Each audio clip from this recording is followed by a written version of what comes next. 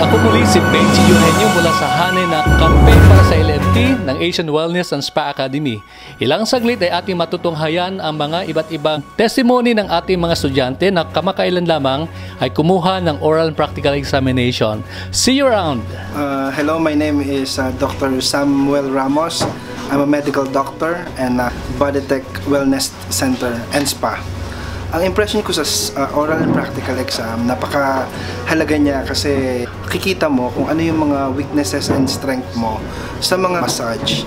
At ang advice ko din, of course, sa mga medical doctor na tulad ko, napakahalaga na aware din tayo sa mga massage. Kasi sooner or later, we would have to refer our patient sa mga licensed massage therapist kung saan yung mga tricks at mga treatment na ibibigay nila ay certified naman at endorsed by the Department of Health.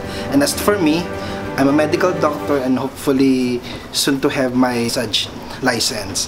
And I'm encouraging all of you na make sure na if you're in the industry ng wellness, go and check out kung ano yung in-store sa inyo ng licensure massage. Hi, I'm Yvette Sablan. Tapos na po ako mag-practical and oral examination.